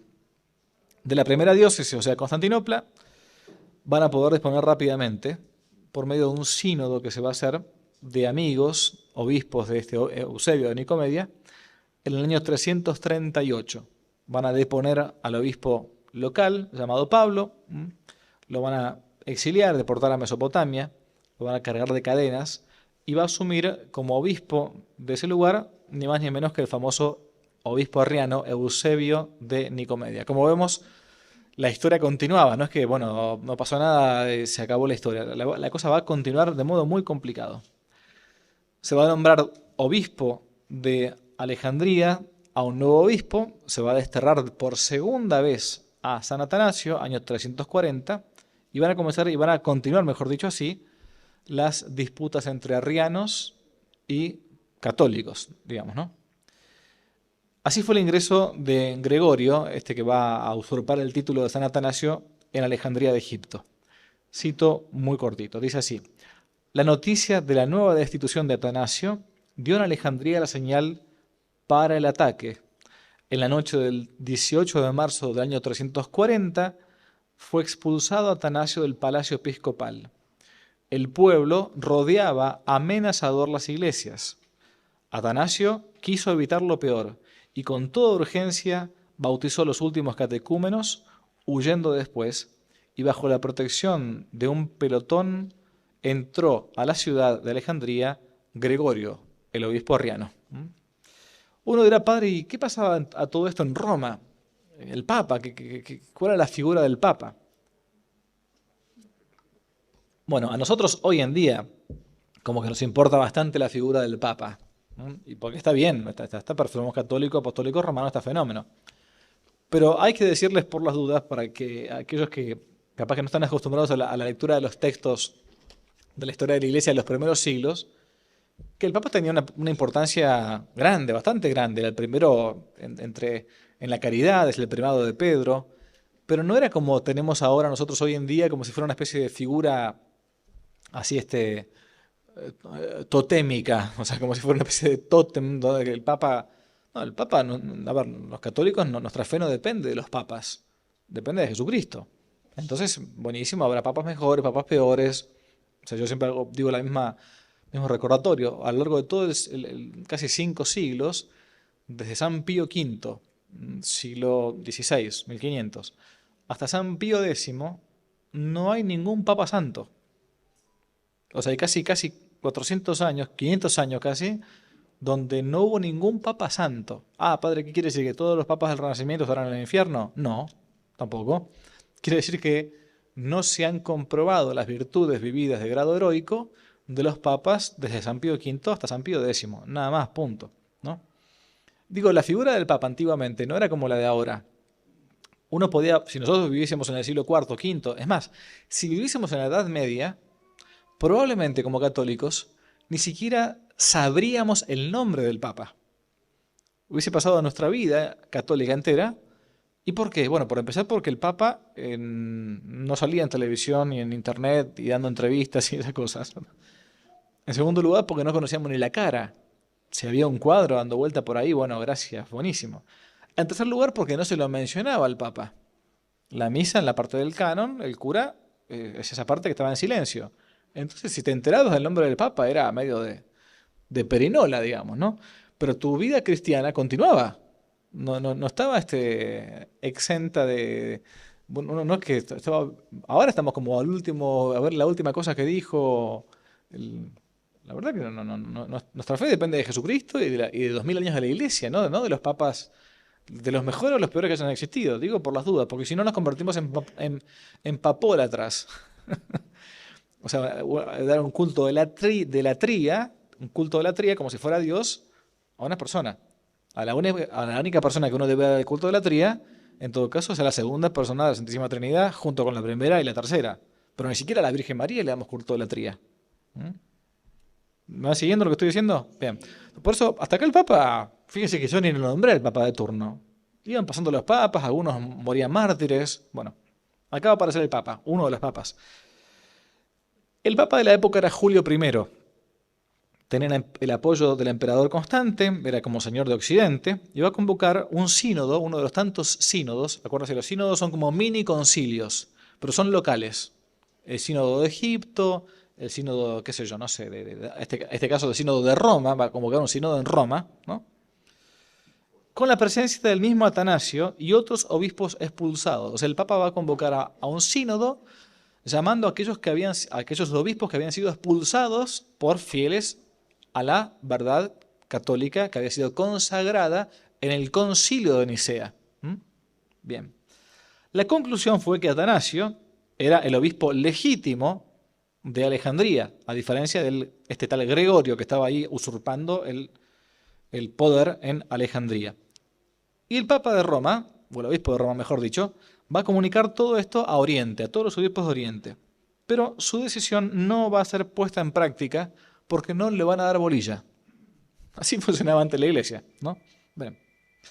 Tal era el revuelo que los mismos arrianos van a declarar depuesto al Papa. Sede vacante. Listo. Se hicieron sede vacantista los arrianos de aquella época. Y van a decir que todos aquellos obispos que estaban a favor del concilio de Nicea quedaban automáticamente depuestos. O sea, caos. Una diócesis estaba a favor de... La gran mayoría, mejor dicho, de las diócesis estaban a favor de los obispos arrianos. O sea, los obispos eran arrianos, los curas eran arrianos. Muy poquitos obispos quedaban que eran fieles todavía a la fe de Nicea. Iban poco a poco claudicando, porque la presión también era tan grande que, bueno, era todo más o menos un dios, 2 personas, 3 personas, o más o menos, bueno, iban claudicando.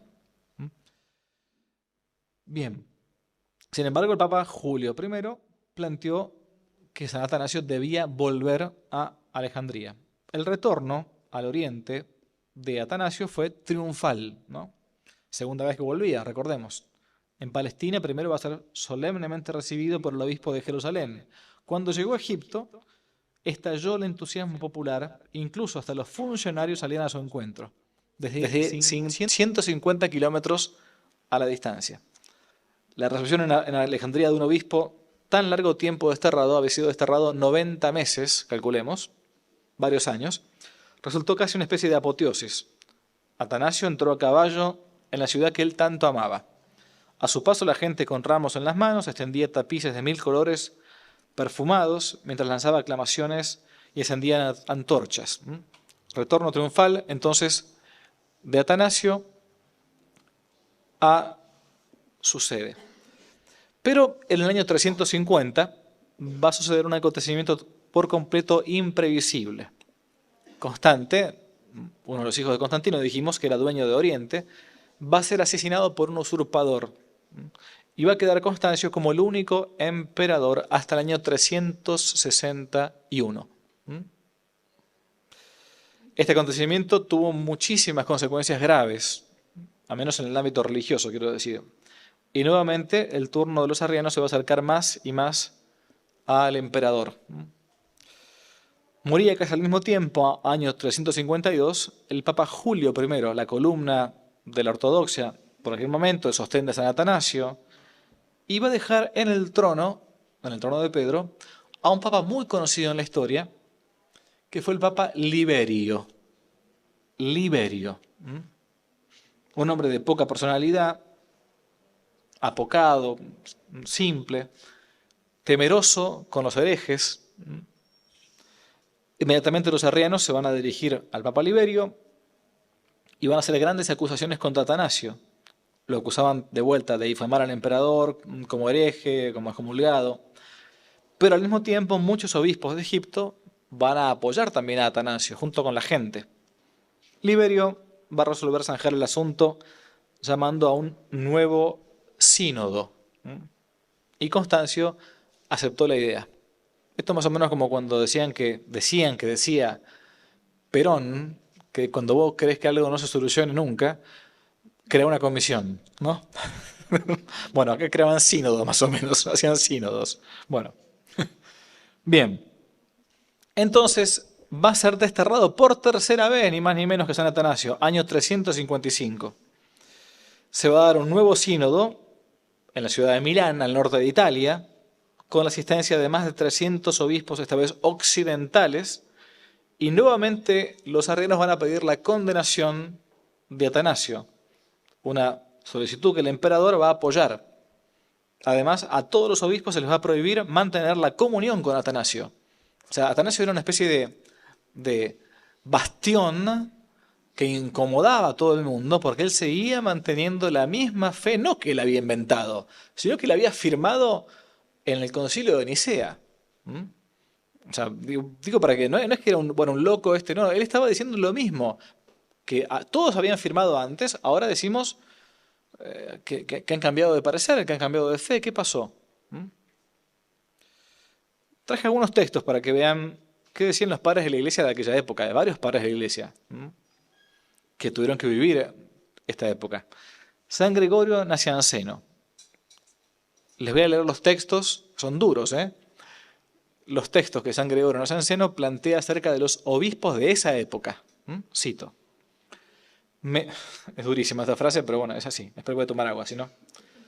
Para los que están filmando, sepan que esto es San Gregorio Nacianceno, digo por las dudas. Cito: me siento inclinado a evitar todas las conferencias de obispos, pues no he visto nunca una que llevase a un resultado feliz, ni que remediase males existentes, sino más bien los agravan.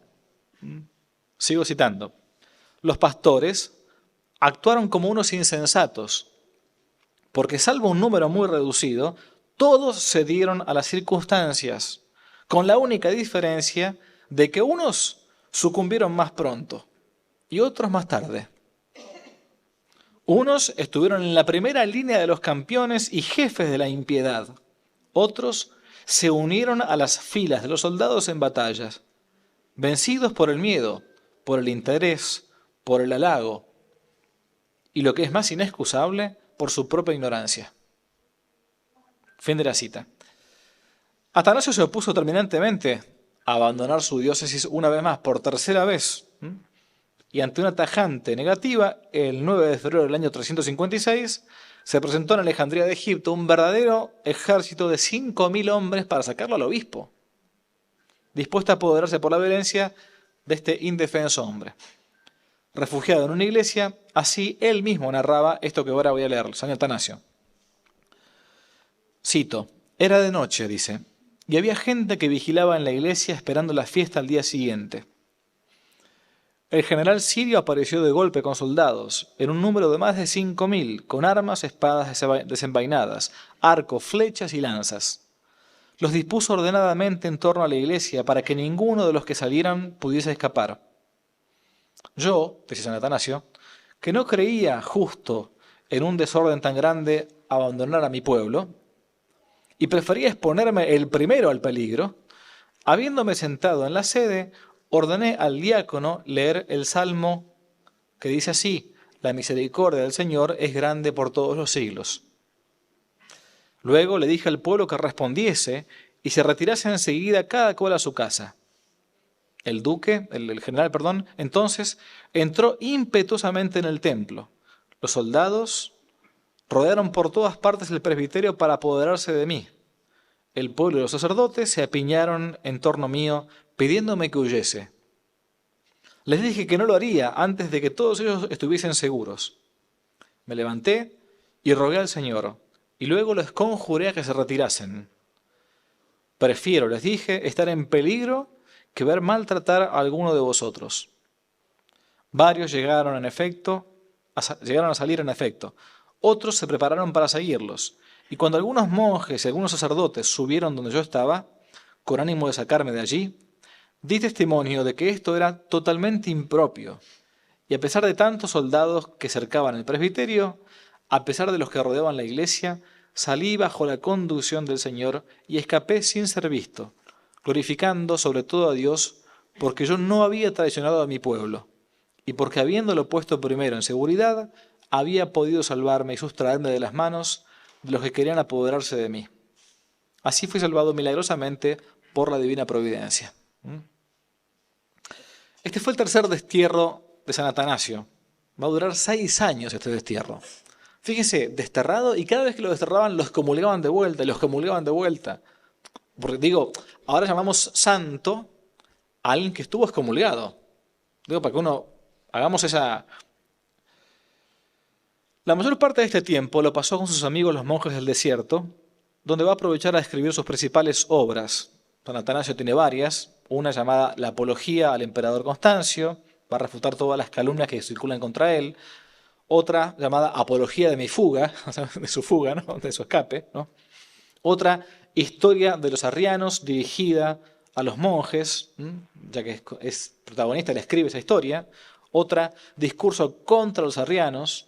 Todas obras maestras, especialmente aquella famosa que tiene él acerca de la vida de San Antonio Abad, el gran padre del monacato, ¿no?, oriental. Uno sobre la virginidad, bueno, en fin.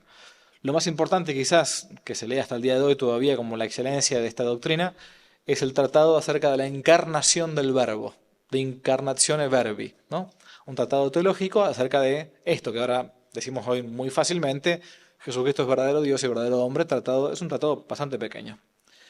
Fue en su Historia de los arrianos, el texto de San Atanasio, donde luego de llamar a Constancio, al emperador Constancio, precursor del anticristo, va a atacar él en sus textos muy pero muy duramente a los obispos felones, a los obispos traidores. Cito, San Atanasio: ¿no se diría una comedia representada en un escenario? Estos que se dicen obispos son comediantes. Constancio, el emperador, autor de la pieza, les renueva la promesa de Herodes a Herodías, y ellos retoman la danza de sus calumnias para lograr el exilio y la muerte de los que son piadosos con el Señor. Aquellos que decían que la doctrina iba cambiando con el tiempo, que esto no es moderno, es antiguo, les decía lo siguiente: no es hoy la primera vez que la Iglesia sostiene el orden y el dogma. Ambos, orden y dogma, les fueron confiados por los padres de la Iglesia, ¿no? Tampoco comienza hoy la fe, dice todo San Atanasio, sino que nos viene del Señor a través de sus discípulos. Por eso decimos que es la Iglesia católica y apostólica, porque viene de la fe también de los discípulos. Ojalá que no sea abandonado en nuestros días lo que la Iglesia custodió desde el principio. Ojalá no traicionemos lo que nos ha sido confiado como obispos. Hermanos, como ministros de los misterios divinos, no permanezcáis inertes, pues veis cómo todos estos tesoros son saqueados por el enemigo. Fin de la cita de San Atanasio. Año 356, acá una de las obras de San Atanasio, ¿no? Decía antes, quizás la más importante, sobre la encarnación del Verbo. Se va a dar el famoso caso del Papa Liberio, año 356. Un hombre, como decíamos antes, apocado, ¿sí? La famosa claudicación de Liberio que se estudió mucho, se discutió muchísimo en el Concilio Vaticano I. Vaticano I, que después termina declarando el dogma, el anteúltimo dogma que tenemos en la Iglesia, que es el dogma de la infalibilidad papal. Todos sabemos qué es eso, simplemente lo digo rápido, que el Papa, cuando habla de fe o de moral para toda la Iglesia universal de modo definitivo, no puede equivocarse, ¿no? Es el llamado de magisterio extraordinario, o naturalmente también dentro del magisterio ordinario, lo conocemos por el documento Ad Tuendam Fidei de su santidad Juan Pablo II, cuando afirma nuevamente lo que siempre se había venido creyendo en la Iglesia Católica, es decir, confirma el magisterio ordinario, tampoco puede equivocarse, ¿no? Pero si mañana un papa dijese que, bueno, a partir de ahora declaro que, no sé, qué sé yo, que la mentira deja de ser pecado contra uno de los mandamientos, bueno, obviamente no habría que seguirlo. O sea, repito con una fórmula que repito cuando doy catecismo. Es tan incorrecto decir que cuando el Papa habla para toda la Iglesia universal de modo definitivo sobre un tema de fe y moral se equivoca, como decir que cuando el Papa habla de un tema que no sea de fe moral o que no es para toda la Iglesia universal o no queriendo dejar una doctrina definitiva, nunca se equivoca. O sea, es tan incorrecto uno como lo otro.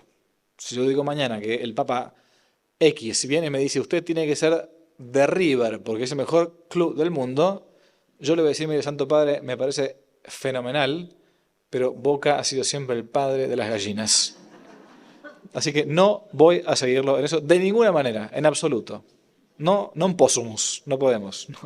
No pienso claudicar, ¿no? Bueno, en el año 356 va a estar este personaje, Liberio, y digo entonces, retomo este tema entonces se tocó bastante cuando fue el dogma de la infalibilidad papal, porque es un caso concreto de la historia, donde Liberio estaba gobernando. Se va a tocar de vuelta el tema, la relación del padre, el hijo, se va a proponer una solución en tiempos de Liberio y se va a plantear que el hijo no es de la misma esencia o sustancia que el padre, ni tiene su misma semejanza. De modo que no es homoousios, como se decía en Nicea, sino que es anhomeos, ¿no? No es semejante, no es semejante. Son fórmulas, yo sé que son fórmulas difíciles, pesadas, pero son fórmulas que se discutían para llegar a una especie de arreglo teológico, ¿no? Y van a llegar a imponer esta fórmula de que el hijo es no semejante al Padre, en un sínodo celebrado en la ciudad de Sirmio, la llamada la fórmula de Sirmio, ¿no? Liberio, bastante vulnerable, como decíamos antes, en cuanto a su carácter, él no era arriano, para nada, era más bien fiel a la doctrina católica, ¿no? Pero no quería él firmar, o confirmar, mejor dicho, esta fórmula de Sirmio, de que el hijo era no semejante al padre, para lo cual van a enviarle un legado imperial a Liberio para que lo firmase y readmitiese a todos los obispos arrianos en la comunión con la iglesia también de Roma. Liberio se va a negar, va a decir que no de ninguna manera. Entonces el emperador lo va a detener y lo va a conducir preso a Milán, donde se encontraba el emperador en ese momento. Ustedes saben que las cortes o las sedes imperiales, uno a veces se las imagina siempre en Roma. No, iban muchas veces como los reyes católicos, iban cambiando de sedes. Una de estas, la principal, era la sede de Milán, en el norte, ¿no? Por eso es tan importante la ciudad de Milán. Allí, frente al emperador, que lo va a interrogar al Papa Liberio nuevamente, Liberio va a decir que no, de ninguna manera, no va a firmar ese sínodo o esa fórmula de Sirmio y va a ser desterrado a Tracia, ¿no? Donde va a permanecer desterrado como papa 2 años. Bien, va a suceder lo mismo con otros obispos más. Ocio, este que ya había nombrado antes, también va a ser desterrado. Bien. Abatido por el exilio, cansado, bajo la presión de los obispos arrianos y desterrado, Liberio va a acabar por ceder a tantos apremios. Se conservan todavía algunas cartas donde el Papa, Liberio, condena a San Atanasio y va a aceptar la comunión con sus propios adversarios. Incluso él mismo va a suscribir o a firmar una fórmula de fe semi-arriana, la famosa fórmula de Sirmio, de modo que Liberio de ese modo va a poder lograr retornar a Roma. Pero el precio fue muy alto, muy pero muy alto. Los adversarios de la Iglesia se van a complacer siempre en destacar esta claudicación personal del Papa Liberio. Muchos van a negar con esto la posibilidad de la infalibilidad pontificia. Bossuet o Baronius son dos grandes doctores de la Iglesia, autores de la Iglesia, eclesiásticos, van a plantear que el Papa cayó en herejía al firmar la fórmula que le presentaron. Sin embargo, dicen ellos, se trataba de una herejía, o si queremos de un error en la fe, que no era ex cátedra como Papa, sino que era un error más bien de tipo personal, como un doctor privado, se llama así, ¿no? Bueno, es una discusión muy, muy larga. Lo cierto es que su claudicación al firmar una fórmula semi-arriana ha sido muy, pero muy discutida a lo largo de toda la historia de la Iglesia. Hasta el día de hoy hay bibliotecas enteras de un lado y del otro. Yo expongo nada más que los hechos. A mí lo que más me convence es que por cobardía, o por temor, o por debilidad, o lo que fuere, el Papa Liberio firma una fórmula de fe semi-arriana, pero no cae formalmente en herejía, esa es mi opinión, porque simplemente cae como un doctor privado y no está queriendo enseñar algo malo. Más bien cayó por una cuestión de debilidad. Y no se trataba de nada ex cátedra, como digo. Bien. Hay que también recalcar que la mayoría de las sedes episcopales de las ciudades más importantes, Alejandría, Antioquía, Constantinopla, Cesarea en Palestina, Milán, tenían todos pastores arrianos convencidos. La mayoría de los pastores en la iglesia, obispos y sacerdotes, eran arrianos. Habían pasado ya casi 30, 40 años y la cosa continuaba. De esta época es la famosa carta de San Atanasio en su tercer exilio, cuando él escribe a sus fieles de Alejandría, que estaban siendo gobernados por un obispo usurpador, esta carta que yo les leo ahora en sus partes principales. Dice así, cito: Hermanos, que Dios os consuele. He sabido que no solo os entristece mi exilio, tercero, sino sobre todo el hecho de que los otros, es decir, los arrianos, se han apoderado de los templos. Sí, por la violencia. Y entre tanto, vosotros habéis sido expulsados de esos lugares. Ellos, entonces, poseen los templos. Vosotros, en cambio, la tradición de la fe apostólica. La famosa frase de San Atanasio, ¿no? Ustedes tienen los templos, nosotros tenemos la fe. Ellos, consolidados en esos lugares, están en realidad al margen de la verdadera fe. Todo esto es San Atanasio, ¿eh? En cambio, vosotros, que estáis excluidos de los templos, permanecéis dentro de esa fe. Confrontemos, pues, ¿qué cosa sea más importante? ¿Los templos o la fe? Y resultará evidente, desde luego, que es más importante la fe. Por tanto, ¿quién ha perdido más o quién posee más? ¿El que tiene un lugar o el que tiene la fe? El lugar ciertamente es bueno, supuesto que allí se predique la fe de los apóstoles. Entonces sí es santo. Entonces sí allí habita el santo, con S mayúscula, ¿no? Vosotros sois los dichosos que por la fe permanecéis dentro de la iglesia. Descansáis en los fundamentos de la fe y gozáis de la totalidad de la fe que permanece en vosotros inconfusa, sin confusión. Nadie prevalecerá jamás contra vuestra fe, mis queridos hermanos. Y si en algún momento Dios os devolviese los templos, será necesario el mismo convencimiento, que la fe es más importante que los templos. Por tanto, ahora también, ¿de qué les sirve a ellos los templos? Cuanto mayor es el empeño de estos por dominar la iglesia, tanto más están fuera de ella. Son prisioneros, más bien, mientras que la iglesia, desolada, sufre la devastación de estos supuestos benefactores. Fin de la cita. Luego del imperio de Constancio va a tomar el poder su primo, Juliano, el famoso Juliano el apóstata, máximo momento de apogeo del arrianismo. A ver, si uno vivía en esta época, parecía que todo estaba en el horno, o sea, todo parecía tocar fondo. El Papa, los obispos, el emperador, ya estamos mal, o sea, no. Decía el cardenal Newman, cito, la causa de la verdad estaba en un nivel muy bajo. Los latinos, de Occidente quiero decir, habían acabado por someterse a un credo no católico. El Papa había cedido, todo esto es el cardenal Newman, ¿no? Atanasio en el destierro. Los arrianos ocupaban las principales sedes episcopales. Cerramos todo, se apagó la luz, ¿no? En este momento, Juliano, peor, es como decía, a ver, no sé, Cristina, la Martina Valentina. No, se hace emperador estamos en el horno. Ya está, se acabó, ¿no? Bien. Regreso breve de San Atanasio. Cuarto vuelta y cuarto destierro. Inesperadamente, Juliano el apóstata permitió volver del destierro. ¿Por qué el apóstata? Digo, porque intentó volver al judaísmo, a la tradición incluso politeísta antigua. Dice, a ver si nos está desmoronando el imperio, entonces volvamos de vuelta a las tradiciones antiguas. Bueno, por esto. Detalle de color, interesante en la historia. Julián el apóstata es el que intenta reconstruir el templo de Salomón, el templo de Jerusalén, famoso, ¿no? Porque, bueno, es lo que busca el judaísmo siempre, la reconstrucción del templo, supuestamente, ¿no?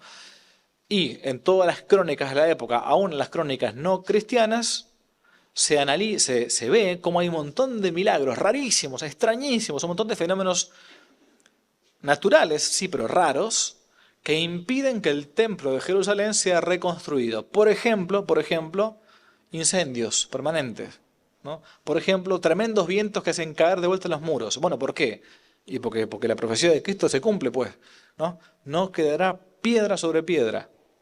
Por eso yo me río cuando algunos van, judaizantes o no, van al supuesto muro de los lamentos. Eso fue reconstruido, si vos ves fotos antiguas, no estaba eso antes del 45. ¿No? Una vez, yo fui una sola vez a Tierra Santa y me dijeron, padre, ¿quiere ver el muro de los lamentos? Es que a mí nunca, la literatura fantástica a mí nunca me gustó. Bueno, pero si quiere pasar tiene que ponerse el coso, el kipá. Ah, buenísimo, le digo, mira, el día que un judío se ponga una cruz para entrar a una catedral, yo me pongo el kipá para ir al muro de los lamentos. Bueno, entonces no fui. No me insistieron más, no sé por qué. Se enojaron. Bueno, inesperadamente Julián el apóstata va a permitir, rarísimamente, esas cosas de Dios, volver del destierro a los obispos ortodoxos, tanto de Occidente como de Oriente. Incluso, aunque parezca rarísimo, al mismo San Atanasio y va a comenzar un periodo brevísimo de rehabilitación católica. Algunos historiadores dicen, pero ¿por qué hizo esto Julián el Apóstata si el tipo no era?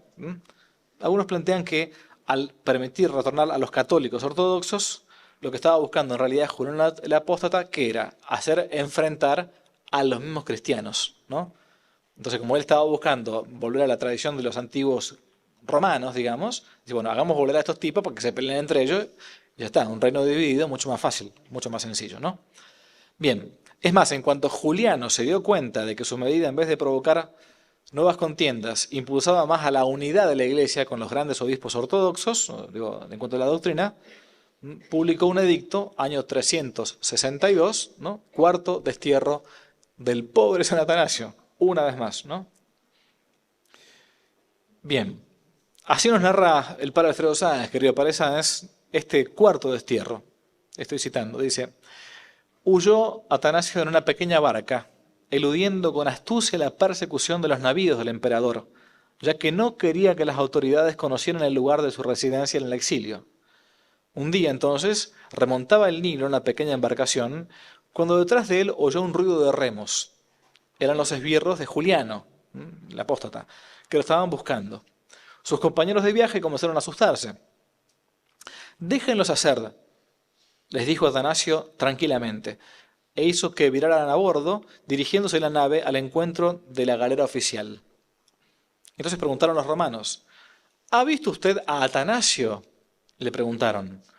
«Así lo creo», respondió él disimulando la voz. «¿Está lejos?», le preguntaban desde el otro barco. No, muy cerca. Remen con mucha fuerza y lo alcanzarán», ¿no? Bueno, y así entonces logró eludirlos. Sería su cuarto destierro, muy breve en realidad, pues en el año 363, apenas un año después, va a morir el emperador Juliano y San Atanasio va a poder retornar a su sede para ser de vuelta desterrado. A la muerte de Juliano el Apóstata, va a tomar las riendas en Oriente el emperador Valente, favorable obviamente a la confesión arriana, como todos estos, ¿no? Quien, viendo que Atanasio convertía desde su sede a los antiguos herejes por su prédica, año 366, 59 obispos semi-arrianos o arrianos se habían acercado al Papa Liberio, siendo readmitidos en la iglesia. Va entonces a decretar este nuevo emperador Valente, el último de nuestra historia, el último y quinto exilio de San Atanasio. Esta vez San Atanasio va a quedarse durante 4 meses escondido en el monumento fúnebre, en la tumba de su propia familia. Va a estar viviendo en una especie de cementerio, para decirlo de alguna manera, en la misma Alejandría. O sea, era un exilio clandestino, digamos, ¿no? Como si fuera más o menos el tema del COVID, una cosa así, ¿no? Y solamente ante la presión de sus fieles va a poder volver al trono episcopal, donde gobernó tranquilamente la diócesis, permaneciendo allí hasta su muerte en el año 373 de la era cristiana. Después de haber sufrido y combatido tanto, murió en su propio lecho. Como se dice en la lectura sexta del segundo nocturno de Maitines, en el oficio de lectura, el oficio divino, correspondiente al santo de San Atanasio, dice, se rezaba, obviamente, hasta la última reforma litúrgica. Hay una observación que dice, murió en su lecho, murió en su lecho tranquilo, digamos, ¿no? Su vida fue un martirio, ¿no? Pero finalmente su descanso al final de su vida fue algo placentero. Eran tiempos muy difíciles para los obispos que permanecían fieles a la verdad católica. No todos habían claudicado, muy poquitos se habían mantenido en pie, pero la mayoría había dejado la fe de la Iglesia. San Gregorio de Nacianzo nos narra una de las tantas persecuciones que sufrió, por ejemplo, en aquel momento, San Basilio Magno, del cual ya citamos algunos textos. Un prefecto romano llamado Modesto tenía órdenes imperiales de hacer claudicar a San Basilio. Todo esto lo escribe San Gregorio de Nacianzo. ¿Con qué derecho, le preguntó este Modesto, este romano, con qué derecho rechazas la religión del emperador? Le preguntó a San Basilio Magno. Respondió San Basilio, el emperador es una criatura de Dios como yo, y yo no adoro a ninguna criatura. Pues entonces teme el castigo de tu audacia. le dijo el militar. ¿Cuál? Respondió San Basilio. ¿La confiscación, el destierro o incluso la muerte? Y San Basilio respondió, amenázame con otras cosas. No tengo nada que perder, pues no poseo más que mi manto y algunos libros. En cuanto al destierro, soy extranjero en la tierra y en todas partes soy huésped por Dios. Por lo que toca al cuerpo, tras los primeros golpes, quedaría insensible a los padecimientos. La muerte, además, será un beneficio para mí, puesto que me llevará más pronto con mi Creador. El militar, enojado, entonces, respondió, nadie se ha atrevido a hablarme así siendo yo prefecto. A lo que San Basilio respondió, es que por lo visto, hasta hoy nunca te habías encontrado con un obispo. La paz va a llegar, año 379, con el famoso emperador Teodosio el Grande.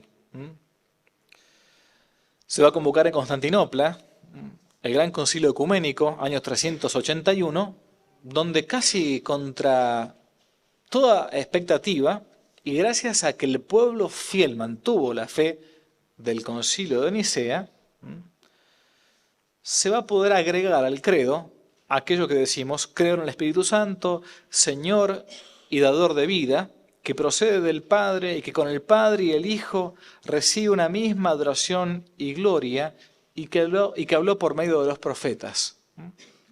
De allí que desde el siglo IV, al credo largo, entre comillas, que a veces rezamos, lo llamamos, como decíamos antes, el credo niceno-constantinopolitano.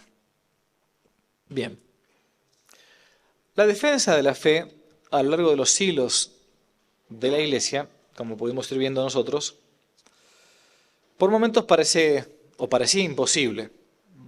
Emperadores arrianos, obispos que habían claudicado, la fe conculcada realmente.